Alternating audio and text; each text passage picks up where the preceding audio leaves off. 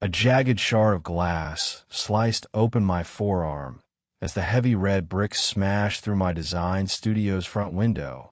A flaming kerosene-soaked rag attached to it instantly, igniting the master blueprints spread across my desk. I screamed, diving behind a solid oak drafting table as tongues of orange fire licked up the walls, consuming years of my architectural renderings in a matter of seconds. I didn't wait for security. I grabbed the heavy fire extinguisher from the wall, ripped the safety pin out, and blasted the roaring flames with white chemical foam, my lungs burning from the thick, acrid black smoke filling the room. Coughing violently, my eyes watering, I stumbled through the debris toward the broken window, just as a black sedan sped away into the rainy Dallas dawn. My phone vibrated violently in my pocket, the screen covered in ash as I swiped it open. An unlisted number flashed. I pressed it to my ear, my knuckles shaking. "Who is this?" I demanded, my voice raw and trembling with pure fury. "Do you like the warmth, Ama?" Victoria Davenport's voice hissed through the line, completely stripped of her usual high society polish, sounding entirely unhinged. "You thought a powerful man could just erase me? You think because Kang Jun Woo threw some money at your pathetic little company that you're untouchable? My family built this city's real estate market. We own the judges, we own the banks, and by the time I'm done with you, not even your billionaire savior will be able to find your pieces." "You're insane, Victoria," I choked out, stepping over charred glass. "I'm calling the police. This is arson. You're going to prison." "Go ahead, call them," she laughed, a chilling, triumphant sound that sent a shiver straight down my spine. "See who arrives first." The line went dead. Less than 30 seconds later, the wail of sirens pierced the morning air. I breathed a momentary sigh of relief, thinking the automated fire alarm had summoned help.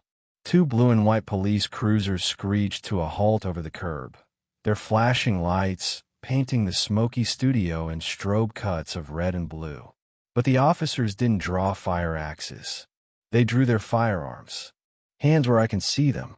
"Step away from the desks," a burly sergeant bellowed, kicking the remaining glass out of the door frame as 4 armed officers flooded the burning studio. "Wait, I'm a victim here," I shouted, raising my hands, the blood from my forearm dripping onto the white foam on the floor. "Someone threw a firebomb through my window. The suspect is Victoria Davenport." The lead detective walked in behind them, a cold, indifferent smirk plastered across his face. He didn't even look at the fire damage. He pulled a heavy pair of steel handcuffs from his belt. "Ama Tang, you have the right to remain silent. You're under arrest." The unpredictable plot twist slammed into me harder than a brick. I froze, my heart dropping straight into my throat. Arrested? For what? Protecting my own property.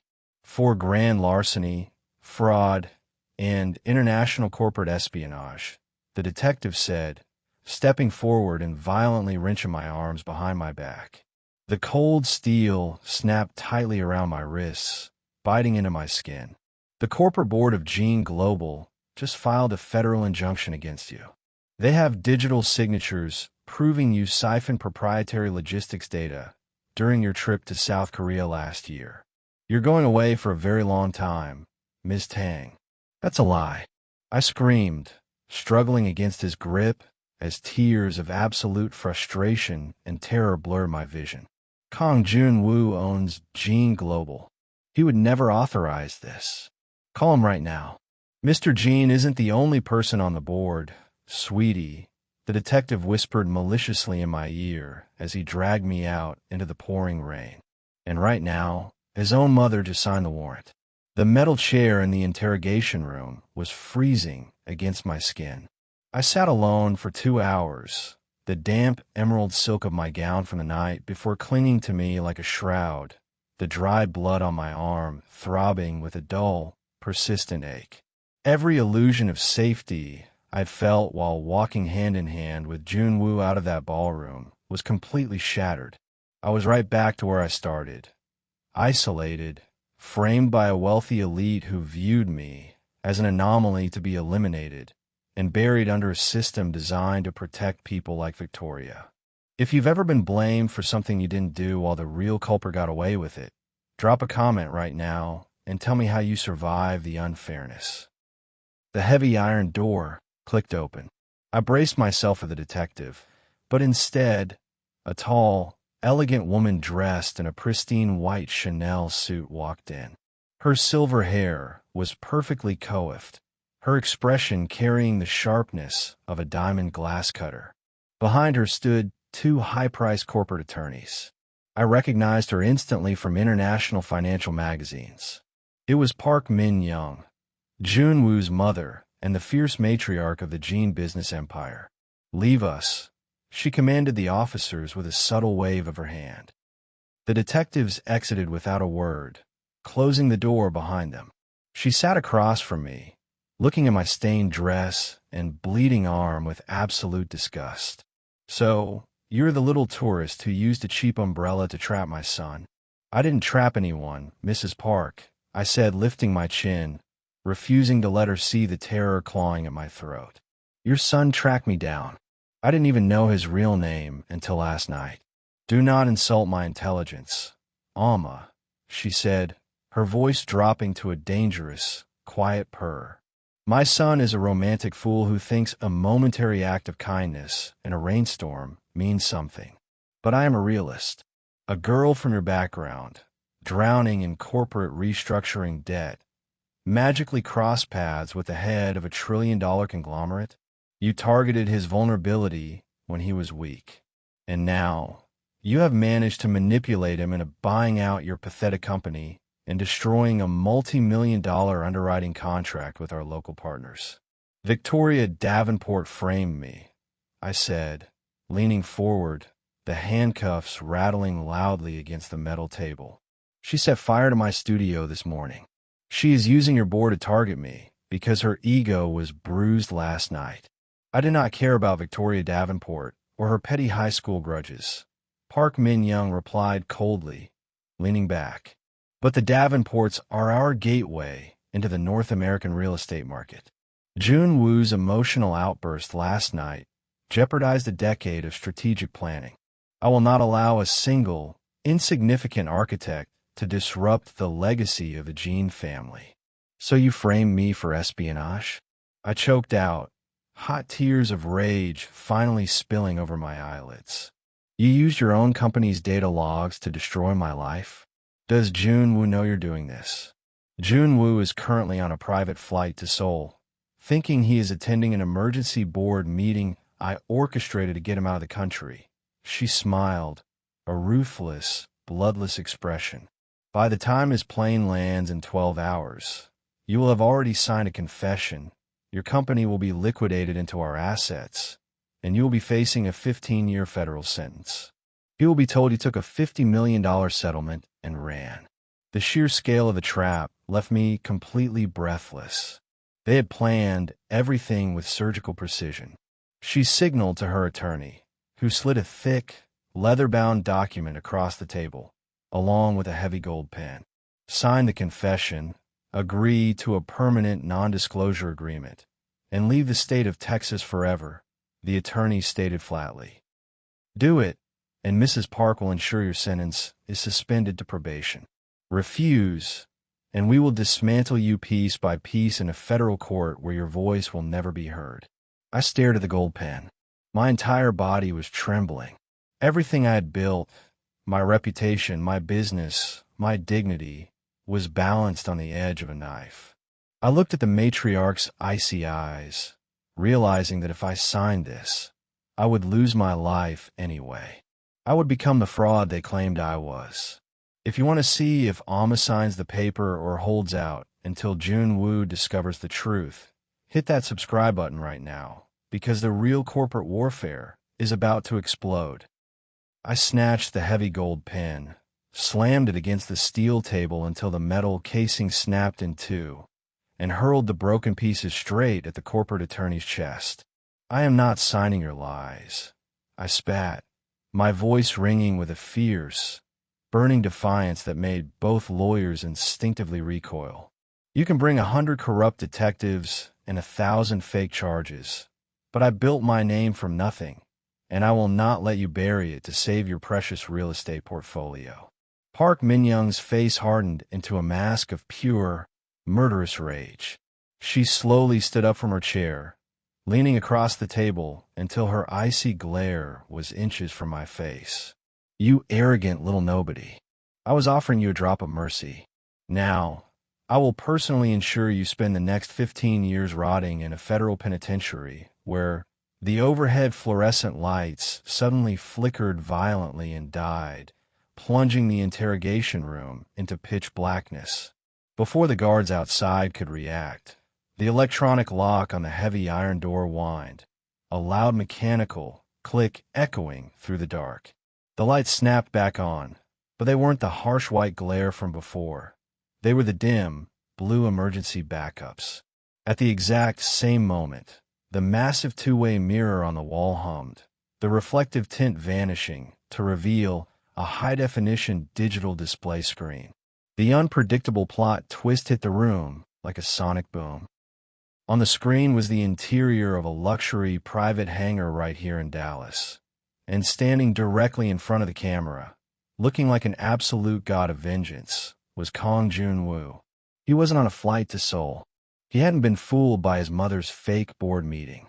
His midnight black suit was immaculate, but his eyes were filled with a lethal, terrifying rage that made his own mother stumble backward against her attorneys. "Jun Woo."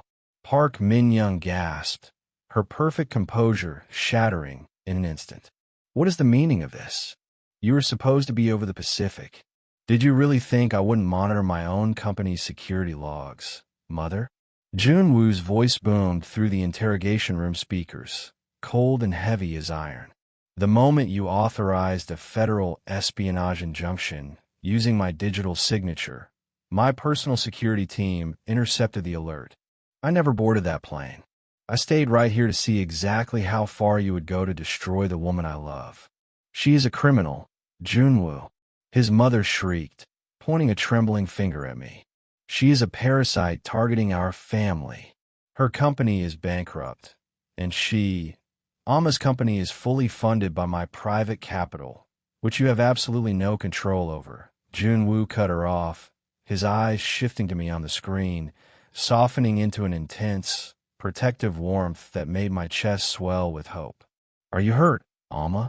Victoria Davenport threw a firebomb through my studio window, I said, my voice shaking with raw emotion as I held up my handcuffed, bleeding wrist to the camera. "And your mother's detective arrested me for it." "I know," Jun Woo replied, his jaw clenching so hard a muscle twitched in his cheek. "And that is why the real arrests are happening right now." Before Park Min-young could reply, the interrogation room door flew open. It wasn't the corrupt local detective who entered. It was a squad of 6 federal agents wearing tactical vests with FBI emblazoned across the chest, led by a stern-faced woman holding a stack of federal warrants. "Park Min-young, you and your legal counsel are under federal arrest for corporate conspiracy, wire fraud, and tampering with a municipal police investigation," the lead agent declared, her voice cutting through the room like a knife. Behind her, 2 agents stepped forward and slammed the corrupt local detective against the corridor wall, slapping handcuffs onto his wrists. "This is absurd," the lead corporate attorney yelled, trying to shield the matriarch. "We represent Gene Global. You cannot arrest. We have full digital recordings of your firm siphoning data to frame Ms. Tang, along with the bank routing numbers proving you paid off this local precinct's commanding officer," the agent replied coldly, pushing the attorney aside and snapping the steel cuffs onto Park Min-young's manicured wrists. If you love seeing a powerful man completely dismantle his own corrupt family to protect the woman he loves, hit that subscribe button right now, because the ultimate takedown is just getting started. The matriarch stared at the camera screen, her face pale with absolute disbelief. "Jun Woo, you did this? You destroyed your own family's alliance for a girl from the mud? You destroyed this family the moment you chose transactions over humanity." "Mother," Jun Woo said, his voice completely devoid of emotion. "The Gene Global Board voted 3 hours ago. You have been stripped of your voting rights. Your shares have been frozen, and the Davenport Real Estate Alliance is dead. Take her away." I watched in absolute awe as the woman who had tried to crush my life less than 10 minutes ago was dragged out of the room, sobbing and shouting curses in Korean, her high society armor completely shattered. One of the federal agents stepped up to me, pulling out a key and unlocking my handcuffs. The moment the steel left my wrists, the physical relief was overwhelming, but the emotional storm inside me was still raging. I stood up, rubbing my bruised skin, and looked up at the digital screen where Jun Woo was already walking toward a luxury SUV inside the hangar. "Jun Woo, what happens now?" "Victoria is still out there, and she's desperate." Victoria Davenport is currently watching her family's entire empire collapse in real time. "Ama," Jun Woo said, looking into the camera as the SUV engine roared to life behind him.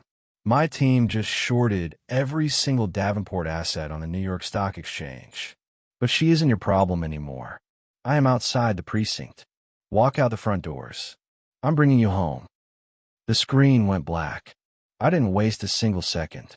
I walked out of that suffocating interrogation room, past the chaotic wave of federal agents and corrupt officers being processed, and pushed through the heavy glass doors of the precinct into the pouring rain. The black SUV was already waiting at the curb. The door flew open, and before I could even step inside, Jun Woo reached out, wrapped his massive arms around my waist, and pulled me directly into the dry warmth of the vehicle. He slammed the door shut, pulling me tightly against his chest as the SUV accelerated smoothly into the Dallas traffic. I buried my face into his shoulder, the raw emotion of the morning finally breaking through my defenses as I began to sob against his bespoke suit. "She burned everything, Jun Woo. My blueprints, my renderings, my projects. 10 years of my life turned to ash in 5 minutes. They were just papers. Ama," he murmured fiercely, his long fingers running through my hair, his chest rising and falling in deep, ragged breaths. "You are the genius behind them. We will build a studio 10 times larger, 10 times more beautiful, and your name will be on the skyline of the city before the year is over. I swear it to you." The SUV suddenly swerved violently to the left, the tires screeching against the wet asphalt as our driver slammed his foot onto the brake.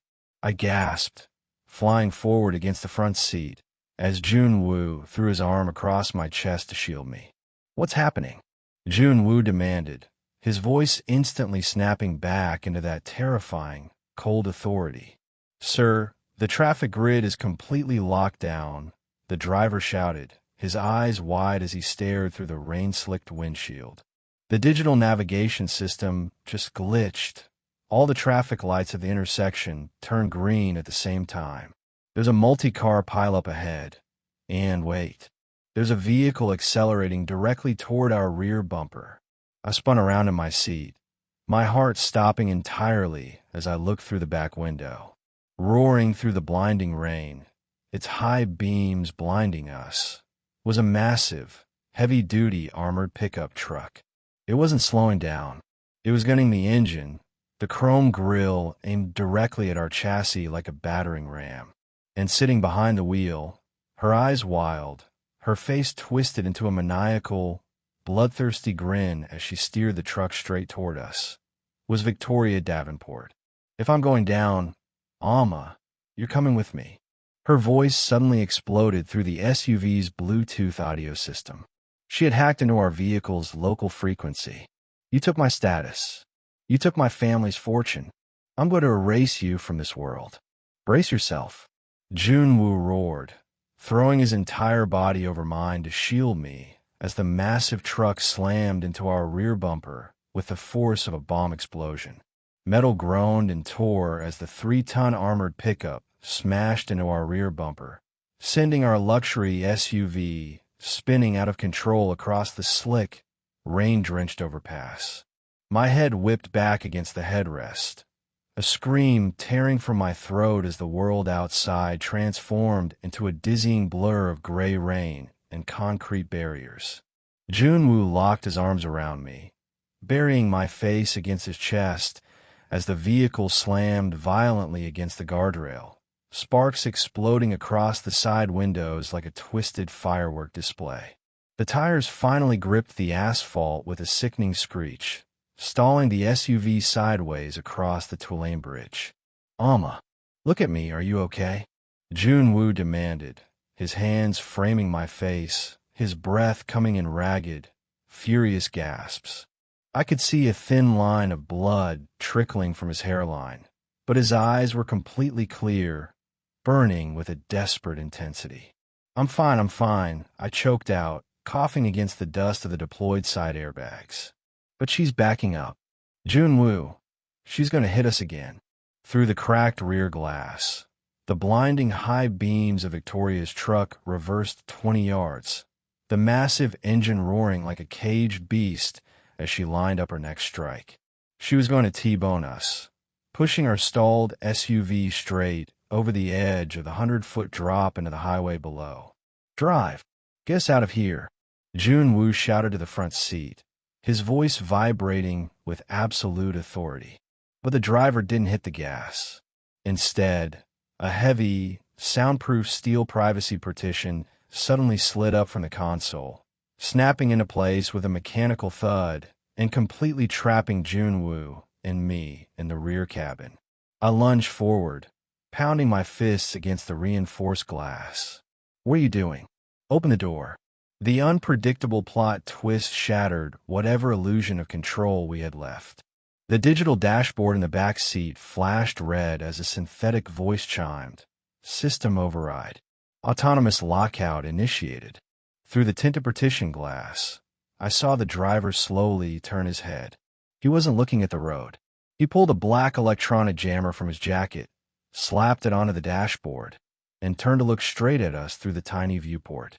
It wasn't our usual driver. It was one of the security guards his mother had supposedly brought to the precinct. "Forgive me, Mr. Jean." The driver's voice cracked through the internal intercom, cold and completely transactional. "But your mother's offshore trusts vest automatically even if she is behind bars. The Davenport girl is a lunatic, but she provided the perfect distraction. Goodbye, sir." Before Jun Woo could draw his own weapon, the driver slammed his door open and dove out of the stalled SUV, vanishing into the blinding downpour. The vehicle's engine suddenly redlined, the automated transmission locking our wheels in place. We were sitting ducks, pinned to the guardrail by a traitor, with a madwoman accelerating toward us at 80 miles an hour. "Get down!" Jun Woo roared, throwing his entire weight over my body just as Victoria's truck slammed directly into the center of our SUV. The impact was catastrophic. The reinforced glass shattered into thousands of tiny crystals, the metal frame buckling inward with a deafening, metallic shriek. The force of the blow lifted our 2-ton vehicle off its tires, scraping it violently over the concrete lip of the overpass. I felt the terrifying sensation of weightlessness as the rear wheels slipped off the edge, the SUV tilting backward into open air, suspended only by the front bumper hooked on a mangled guardrail. If you're losing your absolute mind right now, watching this betrayal unfold, hit that share button and tell me in the comments if you think the driver deserves to rot in the cell next to the matriarch. We were dangling over a fatal drop, the rain pouring through the shattered roof, the wind howling around our metal cage. Every time Victoria gunned her engine, pushing her truck against our front bumper, the SUV slipped another inch into the abyss. "Ama, don't look down," Jun Woo commanded, his voice tight as he gripped the back of my seat, his legs wedged against the door to keep from sliding into the rear window. "Look at me. Only at me. The door is jammed." I screamed, kicking frantically at the crumpled metal on my side, my emerald dress soaked in rainwater and stained with grease.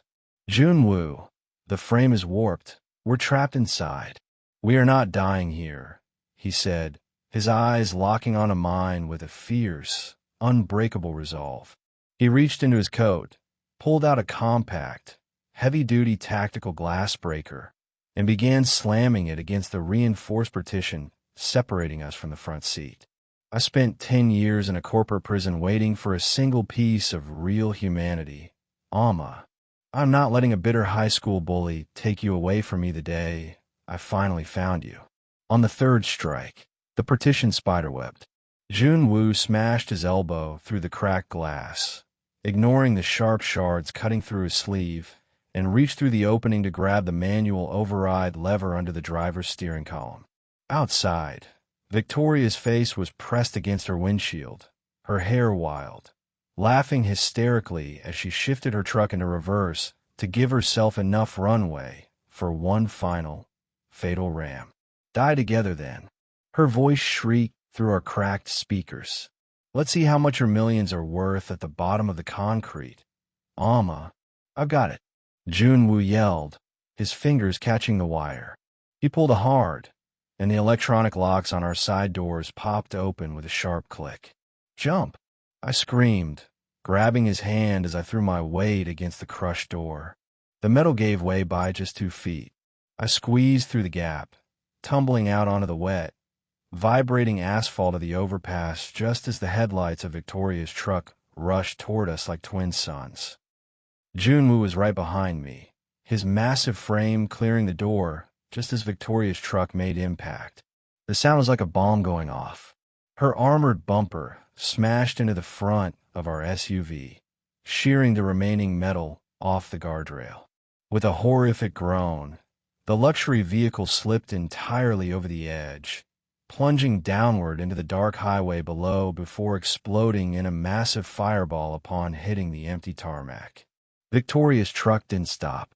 The momentum of her own speed, combined with the slick, oil-covered asphalt, carried her straight through the gap in the guardrail. Her brakes screeched, the tires smoking against the rain, but it was too late. The heavy pickup tipped over the edge, hanging balanced on its undercarriage for one agonizing second.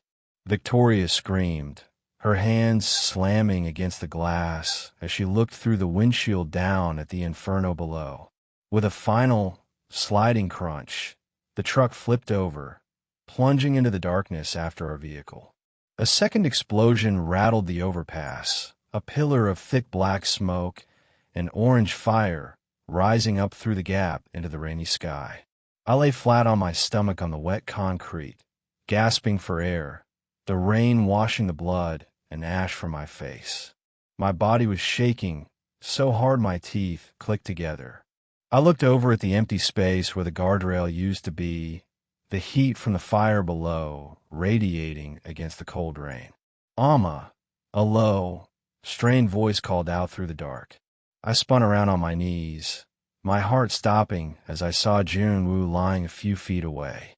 He was holding his side, his face pale, but he was alive. I dragged myself across the wet asphalt, throwing my arms around his neck, pulling him against me as I sobbed into his shoulder.